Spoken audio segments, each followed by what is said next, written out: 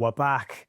Welcome to another Top Flight show with me, Chris Parr, and Richard Morrell, the dulcet tones of Top Flight. How are you doing, Rich? I'm not bad, mate. I'm not bad. It's good to be back in the studio.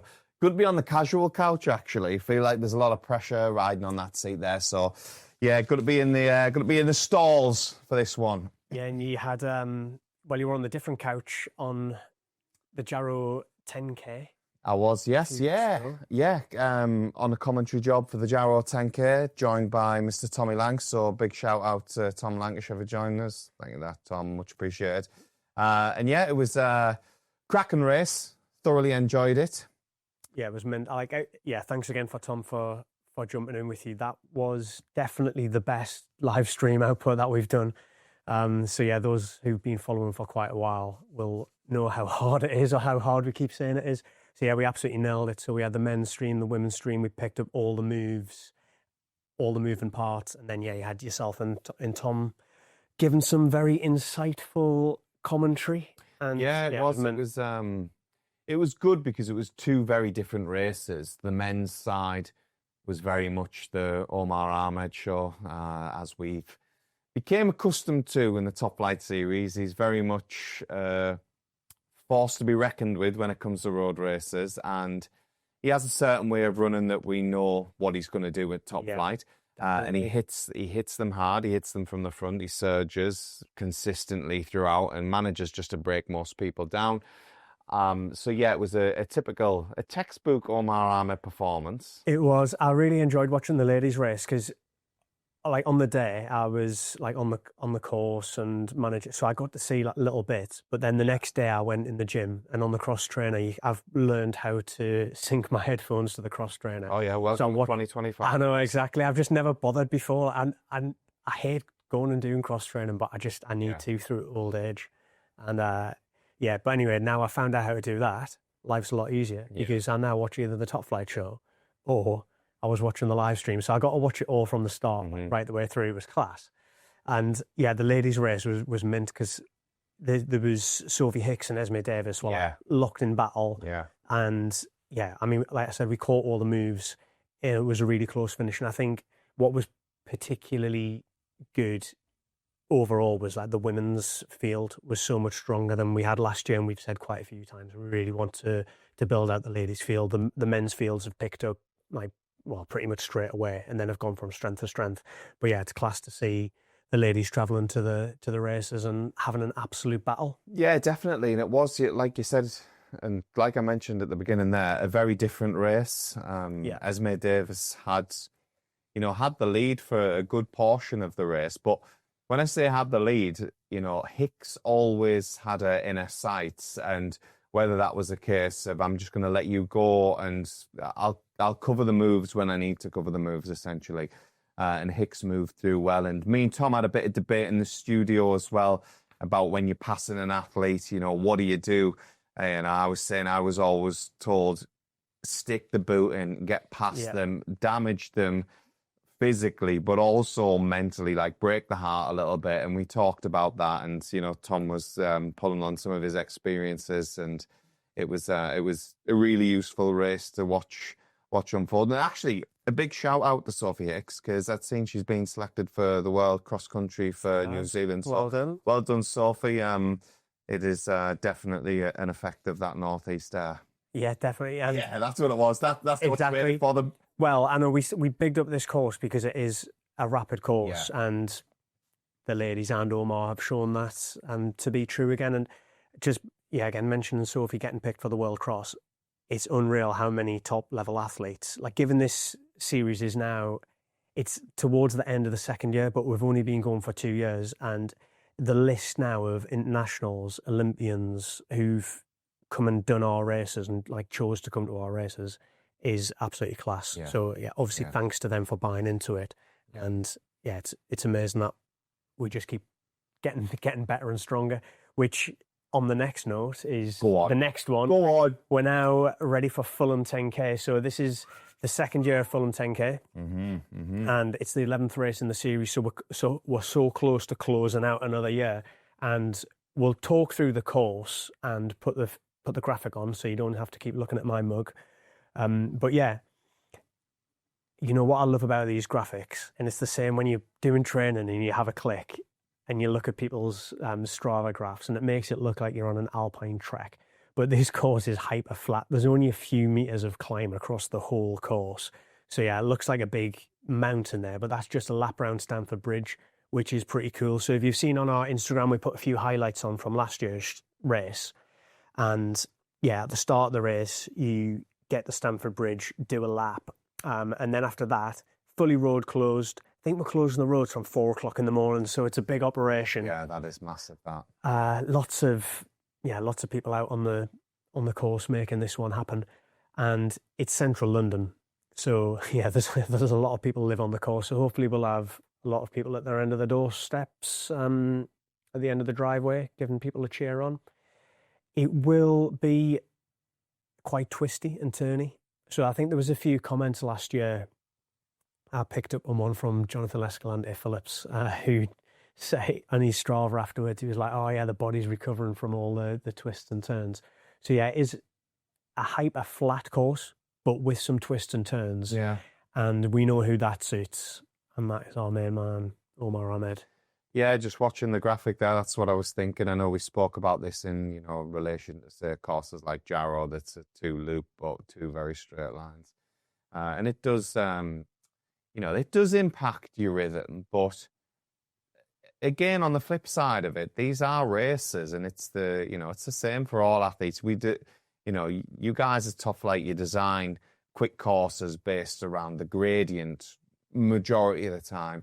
And yes, there's a few twists and turns in there, but it is very, very flat, and it's the same for everyone. And I think, when we look at the quality of the fields that we've got in Fulham, actually, the racing's going to do the talking. Yeah, I think. And the way that plays out, if the group of athletes get together early on, that I think probably will, then it's either going to make, for one, a captivating race to watch unfold, or two, some absolutely rapid times around there.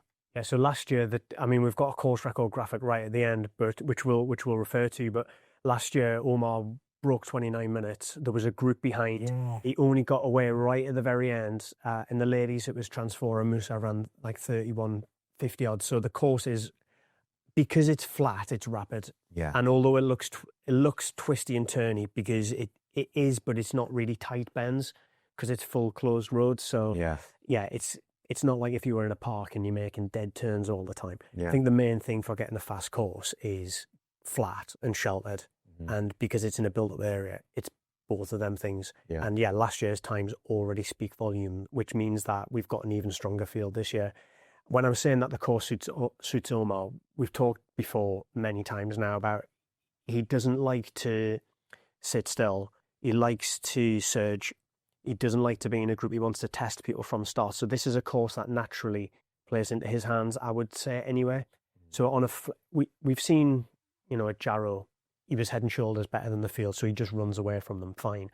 But in other courses like Battersea Park, where he ran against Cam Allen, tried to do surges, and somebody who's exceptionally good can absorb that and then punish later on. But I think a course like Fulham, it is a punishing thing. It can be very punishing if you're accelerating out and slowing down into all these corners over and over again. Now, if Omar naturally does that anyway, it's going to have less impact on him. So he basically tries to draw people out to play his game.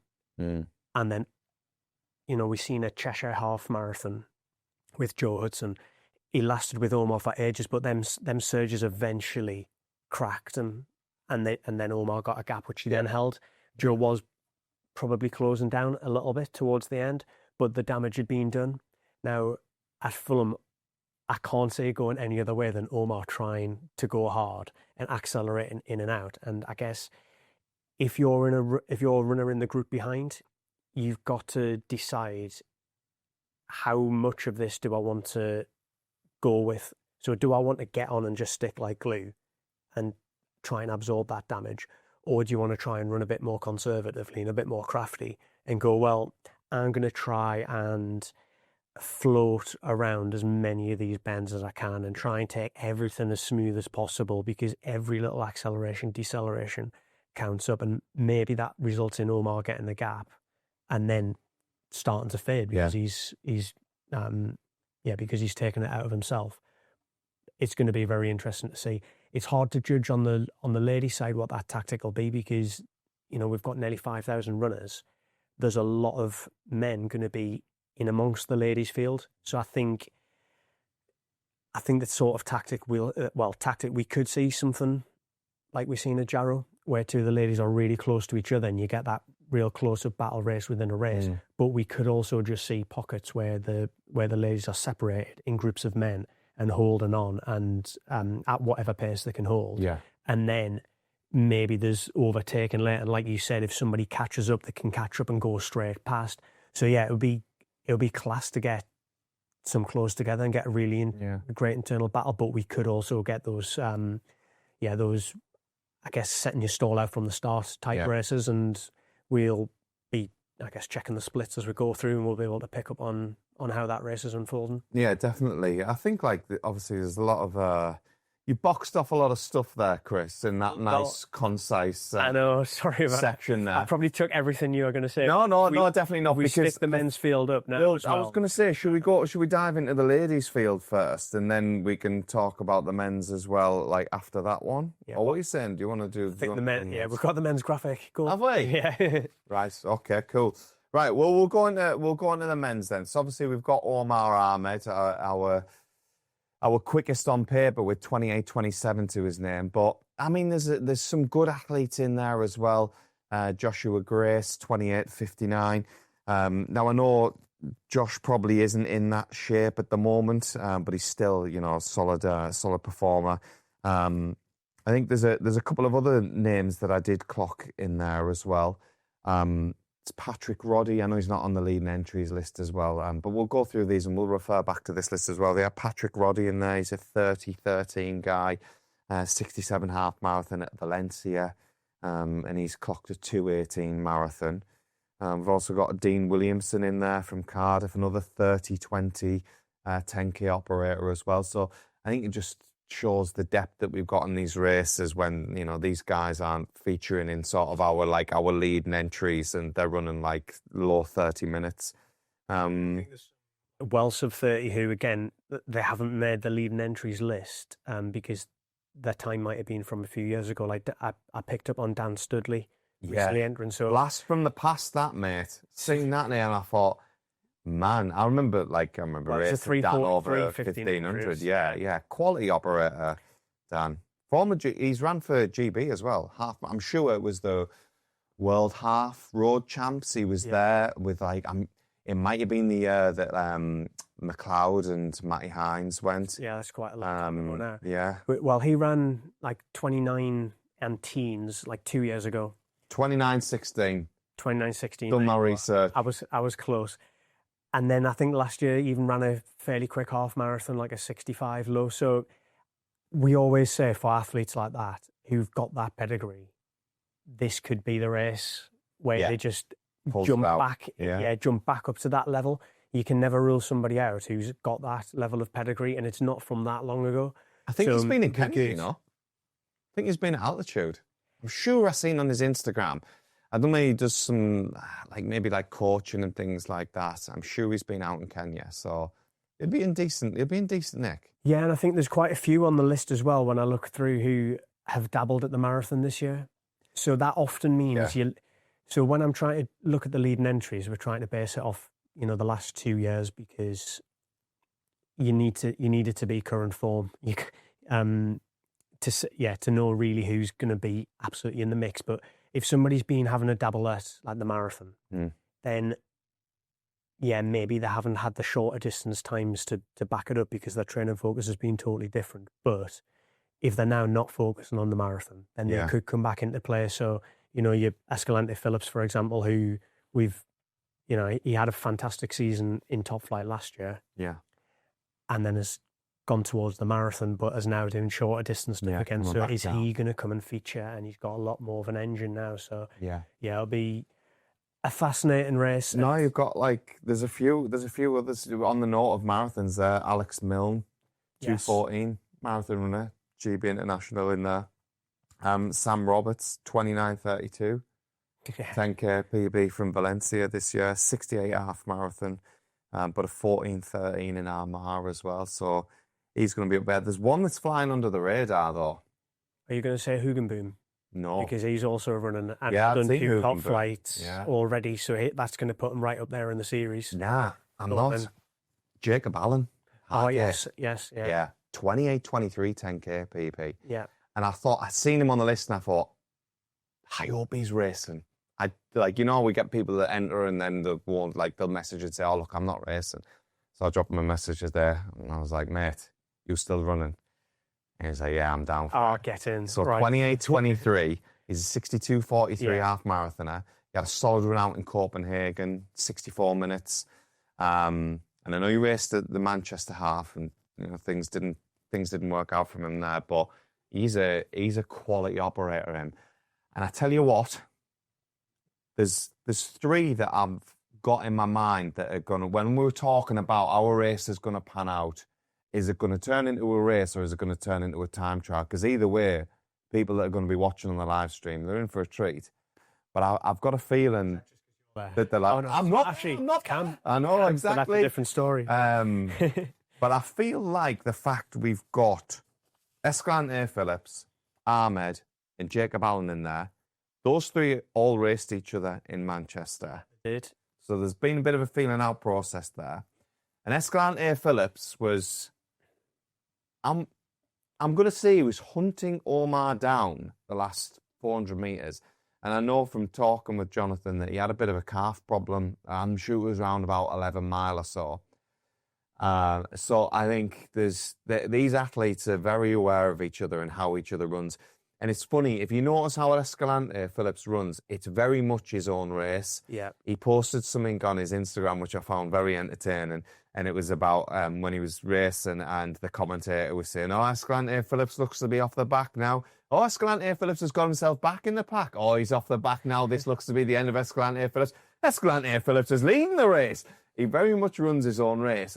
In contrast to Omar, who does run his own race, but Escalante Phillips approaches it in a more conserved, controlled manner, whereas Omar is up and down, up and down. So it's going to be mad to see how those 2 play out. And then you fling in a 28-23 guy in Jacob Allen. He's just going to be sitting there and think, I'll watch you 2 battle it out. I'll try and do this with 400. It's going to be a mental race. Lots of spanners could be thrown in the X. Yeah. And this is why I love running, mate, because you just, you try and predict it. You try and imagine how it's going to play out. It never does. No, exactly. We'll put the ladies' field up as well because, as we mentioned, we've got a very strong ladies' field as well, and it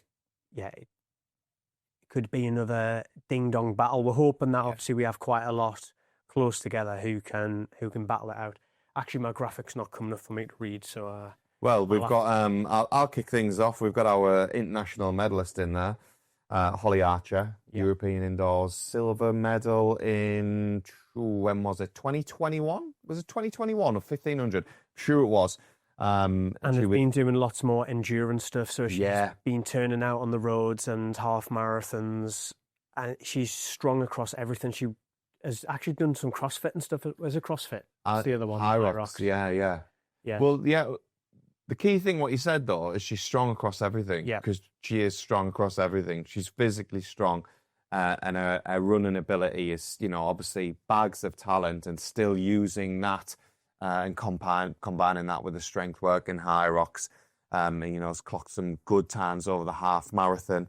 And, a PB is something ridiculous. What did we have down for Holly? 33:27 back in the day. But, a 34:10 season's best as well. So, and a 1500 runner, she can actually cope with the acceleration, deceleration. So I think if she runs how we described earlier, if she runs conservatively in and out of the bends, she could certainly be challenging towards the end. If it's a sprint finish, you're not gonna bet against her really. And we've also got Lauren Hall. Probably I would probably say is the favourite. Sometimes the times don't mean everything, and actually I made an error on the times there because I was looking at Power of 10. And Inga Padfield has ran 32:13, but for 5 miles. I misread that one on Power 10, so apologies about that. But she has run a few of the top flights this year, is in good form, is like 16:35K runner, ain't it? Exactly. So it's going to be right up there. Ruby Wolf, there's a very strong ladies field. And yeah, what's great is to compare to last year, Transfora Musa won this race by an absolute country mile. And afterwards we said, look, we really need to try and engage a ladies field. And we did a podcast, at least a month or so ago now, where we brought Indira Patel in, and we've Indira's helped us to reach out to more of the ladies to try and build a bit of a community around the ladies race and hopefully boost the field. And it's worked because we've got a very strong strength. It's our biggest top flight entry and the highest strength and depth. So yeah, I wonder how those guys are going to approach the race. Like, you've got Lauren Hall, who's the quickest on paper. Well, not the quickest on paper, sorry. No, she is the quickest on paper. I wonder how she's going to approach Sunday's race, because the dynamic's very different in the ladies' race, because there tends to be, packs of other competitors in the men's race that are around, so that the ladies can jump in a pack and, either the racing element's slightly different, I think. Yeah. So some of the leading women might just be nestled in a pack and just sitting there and kicking and working through with a group of men. So it brings a different element to it. Almost for them, it makes it, potentially a bit easier in the mindset of like, I've just got to get out hard and I've just got to latch onto a group and hang on for as long as I can, and my endurance will, tell the story for me. Yeah, I think we'll put the prize money graphic up now, because I think the prize money is going to play more into the reckoning in the ladies' race than the men's, because I think for the men's, we're exactly where we want to get here, where we've got the time caveats of it's sub 30 minutes and sub 33, 45, something like that. Who basically, you have to be faster than that time to trigger the top flight bonus money. It's £200 for the win, but if you run faster than a certain time, you're also going to get the top flight bonus money paid as well. Now on the men's, we're paying now down to 8th, but you're not going to be able to finish in the top 8 without running under 30 minutes. I can't see that happening. So for the men, it's more about positions now. And on the ladies, it's going to be more about, can I get under that time bonus? Because we're not going to, from the entries and from where we are at, doesn't look like we're going to get 10, 15 ladies all under that bonus time. But the time is now like that's the carrot dangling. So can they run fast enough to pick up a paycheck, even if they don't win? Whereas on the men's, it's like you can run that time and not get paid now. And also the course record bonuses. So how close can they get to that? The ladies' course record is a massive PB for everybody in that race because it was so strong off last year. Whereas the men's, I think there's quite a few in there. So it's going to be interesting to see how that plays out. Go on then. Give me a prediction. Or do you want to save that bit? Have you got more to say? No. I think in terms of just prediction, give me a winner. Just give me a winner, men and women's. Go ladies first. Ladies first. I think Lauren Hall. When that entry came in recently, I thought she's in very good form. Yeah. And I think Lauren's going to be difficult to beat. I think she'll latch in with the men's group. Hopefully she can run a PB. I think it's going to be 32 and bits. Yeah. So if it's 32:30, I think would be a very good result. I think on the men's side, we're going to see a sub 29. It could come from a lot of angles. Give me a winner, bro. That's all I'm asking for. I think the course just suits Omar, so I think Omar's gonna win it, and I think it'll take a course record to win. So I think it'll be like a 28:40. Well, I tell you what, you heard it here first. It's a big claim. Do you want to know that? Go on then. Yeah, you won't even throw it back at me. I thought you were just going to just roll straight in. Come on then. Damn, it would have been nice to have been asked a question. Well, we'll have the course records up there, and then you've got them. Yeah, let's have a look at the course records. We'll get them up as well. It was 28:58 for Omar? 28:58. Look at that good knowledge. And 31:53. Yeah, there's some cracking course records then. So, who am I going for? Well, Parsley, I'm not going to fight you on the ladies' winner. I think Lauren Hall is in good form. She had some solid runs out this season. So, yeah, I think she's going to deliver the goods. Is she going to go a sub 33.15, which is a season's best? I think she is. Yeah, definitely. I think she is. She's 32.39 operator at her best. So, yeah, I'm seeing a sub 33 minute there. I'll give you that. Men's side. I'm going to fight him on this one. Go on then. I think Escalante Phillips. Really? Yeah, I do. I think he's running really, really well. And I think Omar's raced a lot. And I wonder when you start to, like, I don't know a lot about Omar's training, to be fair. You can't be absolutely on it all of the time, so something's got to give. You can't, absolutely. And whether Omar runs a lot of these races within a training block, he could do. So I'm just looking at it from the outside, but I think he's raced a lot and he's had some good results. But I think Escalante Phillips has approached the season slightly differently, and I thought he had a really good run at Manchester. Even though Omar beat him, I thought he had a really good run there. And I think that Escalante Phillips races with some maturity, and I think he'll approach it sensibly. Similar to Jacob Allen, and it's a bit of a toss-up between them two. I've just seen a bit more of Jonathan this season, so I think that's why I'm going to nudge. I'm also just trying to, I don't want to just agree with you on everything because it would be easy to sit here and say to the man who sat on top of the top flight leaderboard, who wins the majority of them, go, oh, well, I think Omar Ahmed's going to win it because, 9 times out of 10 he does. But I'm going to go, I'm going to rock the apple cart a little bit. And the man I'm using to rock it is Jonathan Escalante Phillips. So don't let me down. Don't let me down. I've got money riding on this one. Hopefully he pulls out another extreme kit as well. Oh, I tell you what. Fan favourite. I've done a preview reel for Escalante Phillips, and I called him the best dressed man in British athletics. And you know what? He wears some good clobber, does Escalante Phillips. Okay. So, yeah. Don't let me down on the race position, and certainly don't let me down on your race clobber, mate. I can't wait. So, yeah, unfortunately, you're not going to be on the live stream. I'm not. So, we've had a draft in. But the bad boy of British athletics. Yeah, Cameron will be there. So, it is 9 o'clock on Sunday morning on the RunThrough YouTube channel. So, we'll see. Yeah, and yeah, thank you very much, Rich, for joining me. And anytime, Parsley. Yeah, I'll see you after Fulham. I'm actually at our Alton Towers event, so I'll be watching the live stream as well. So a massive day for RunThrough. Like little you on Big Dipper as well while you're there? Big Dipper, the Nemesis. Nah, you're more of a Big Dipper kind of guy. Gotta keep your hand in with the Nemesis and go on every year. Nice. But, yeah. Well, Parsley, enjoy Alton Towers, mate, and I'm sure Fulham will be an absolute success. And for you guys watching right now, get tuned in.